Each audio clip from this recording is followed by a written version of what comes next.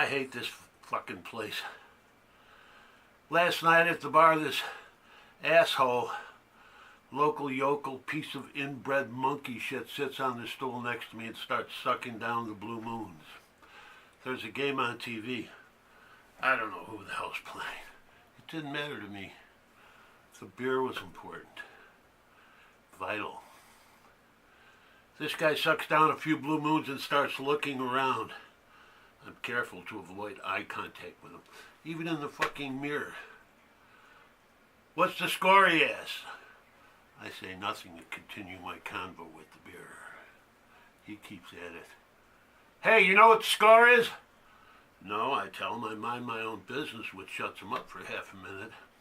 But that was all the invitation he needs, and he starts rolling it out on me, his miserable fucking story. Are you from around here? No. I didn't think I've seen you in here. Where are you from? Indiana? Whereabouts? The middle? Yeah, things are picking up around here. A lot of out-of-towners. I get up and go to the can. This guy was suffocating me. I take a seat on the shitter and have a smoke and give this bastard enough time to move along.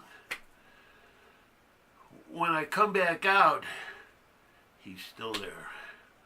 But there's a fresh pint in front of my stool. This is a cautionary tale. There is no such thing as a free beer. He rolls it out on me. Yeah, I grew up here, went to school here, could never get out of here. I run a landscape business. Remind me later, I'll give you my card. You ever ride a mini bike? When I was a kid. Right, what did you have? I didn't. I mean, the other kids did, some. I rode theirs once or twice. When I was 14, there was this kid, Roger Amenta. He used to live here during the summer. His mother fucked a newspaper boy and his father committed suicide, so they moved to Buffalo or somewhere.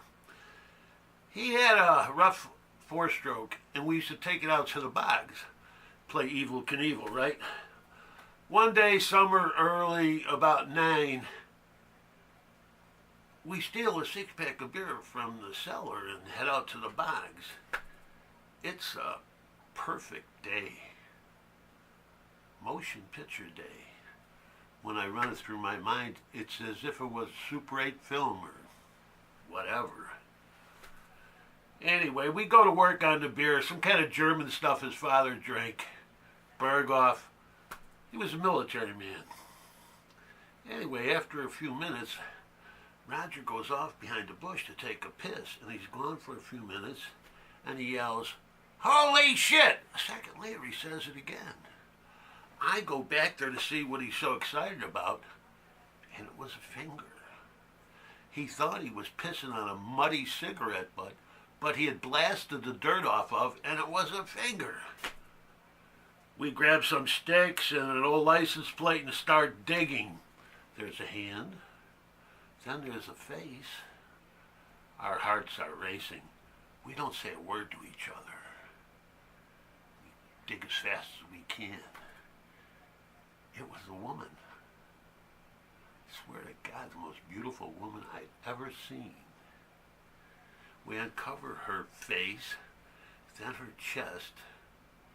She had her hair spread out behind her like a silken spider web. It looked like she just laid down to take a nap. Her skin was the color of a new baseball glove.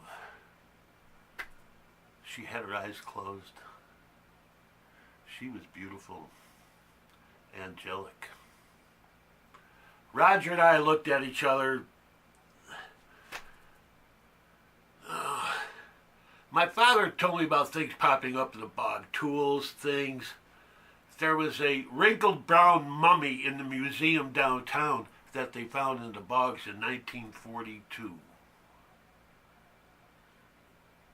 This woman looked like she was asleep. she had a linen shirt that I assume was once white. And when we brushed the dirt off, was loose. And as we were brushing the dirt off, we could feel her breast, which was still kind of supple, a little give. We're talking 1,000-year-old titties here. We were 14. We had never touched fucking tit. It was insane.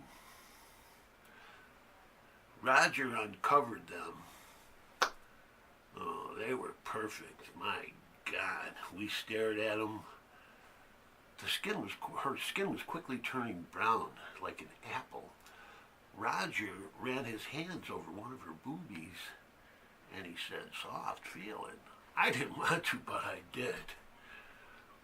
The breast was growing hard, tough. Wrinkles began appearing. Soon she was as brown as a paper bag. Roger scratched the skin on her right breast with his fingernail, and it left a white line. He scratched his initials. "What the fuck are you doing?" "Relax, it isn't hurting her any." I told him I had to go home. We discussed what to do about the woman and decided to cover her up again so the animals wouldn't get her and we would return the next day. We spit in each other's mouths and promised never to tell anyone. Boy. When we returned the next day, it had rained and we couldn't find her. After a few weeks, things went south for Roger's family and he was gone. Yeah.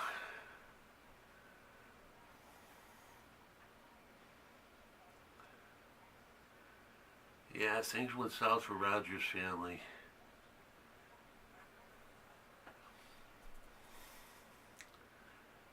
Yeah.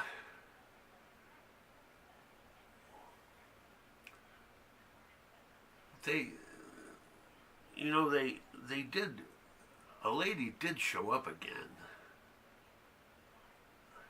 About 10 years ago, they were draining the bogs to build a power plant, and a backhoe turned her up, ground the project to a halt, and they call in archaeologists to examine the relic.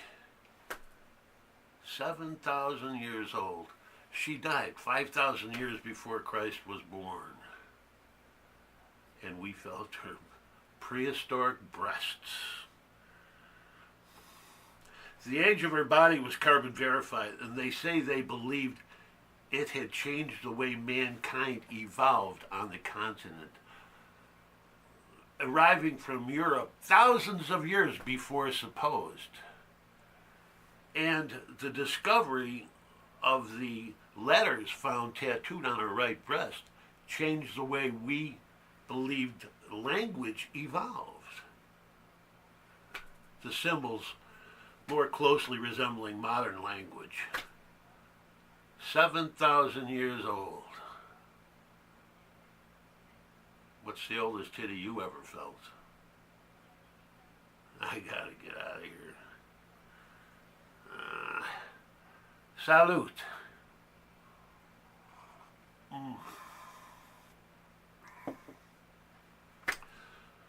Sometimes some call me Diesel. That's because I need lubrication for all the parts, keep the wheels spinning. And my WD-40 of choice is that wonderful German schnapps. Jägermeister. Jajabo. Bless you, Jaeger. In nomine Patris Spiritus Sancto. Amen. Prosit.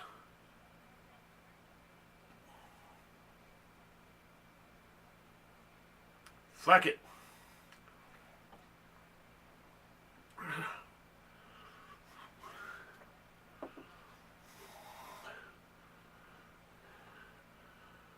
Prost X.